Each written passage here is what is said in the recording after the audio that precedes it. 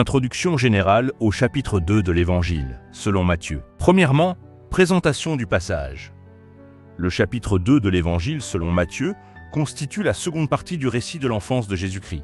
Après la généalogie et l'annonce de la naissance de Jésus, ce chapitre décrit plusieurs événements qui entourent les premières années de sa vie.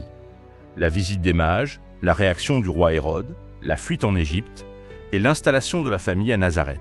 Sur le plan littéraire et théologique, ce chapitre vise à démontrer que la naissance et la protection de Jésus s'inscrivent dans l'accomplissement des Écritures et dans le plan souverain de Dieu dans l'histoire. Deuxièmement, contexte historique. Les événements se situent durant le règne de Hérode le Grand, roi client de l'Empire romain. Son pouvoir repose sur l'appui politique de Rome et sur une politique de contrôle strict du territoire de Judée. Hérode est connu dans les sources historiques pour son règne marqué par la méfiance politique et la violence contre toute menace potentielle au trône. Dans ce contexte instable, la naissance d'un enfant identifié comme roi des Juifs représente une menace symbolique et politique pour l'ordre établi. Troisièmement, structure littéraire du chapitre. Les exégètes identifient généralement 4 sections principales. La visite des mages venus d'Orient, la fuite de la famille de Jésus en Égypte, le massacre des enfants de Bethléem, et enfin le retour de la famille et l'installation à Nazareth. Chaque épisode est accompagné d'une citation ou d'une allusion à l'Ancien Testament, montrant l'accomplissement prophétique dans la vie de Jésus. Quatrièmement, méthode théologique de Matthieu. L'auteur utilise une méthode caractéristique de son évangile, l'interprétation de l'histoire de Jésus à la lumière des Écritures d'Israël.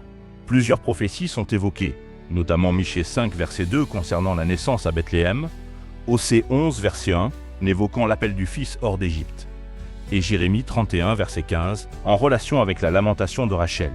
Ainsi, Matthieu présente Jésus comme celui qui accomplit l'histoire et la vocation d'Israël. Cinquièmement, thème théologique majeur. 4 thèmes dominants apparaissent. L'accomplissement des Écritures, la reconnaissance universelle du Messie symbolisé par les mages, l'opposition au Messie illustrée par Hérode, et enfin, la protection divine malgré les menaces politiques. Sixièmement, lecture théologique et historique. D'un point de vue théologique, le chapitre présente Jésus comme le véritable roi d'Israël, dont l'autorité dépasse celle des souverains terrestres. D'un point de vue narratif, Matthieu établit un parallèle implicite entre Jésus et l'histoire d'Israël. Comme Israël est sorti d'Égypte, Jésus est appelé hors d'Égypte. Cette typologie suggère que Jésus incarne et accomplit la mission d'Israël dans le plan de Dieu. Septièmement, importance du chapitre dans l'Évangile. Le chapitre 2 joue un rôle fondamental dans la christologie de Matthieu. Il introduit l'accueil du Messie par les nations, l'opposition des pouvoirs politiques, l'accomplissement constant des Écritures et la souveraineté divine dans l'histoire humaine. Le récit de l'enfance est une introduction théologique à l'identité et à la mission de Jésus. Dans l'exégèse biblique, le chapitre 2 est structuré en 4 grandes péricopes narratives, chacune marquée par une intervention divine et par l'accomplissement d'une prophétie. 1.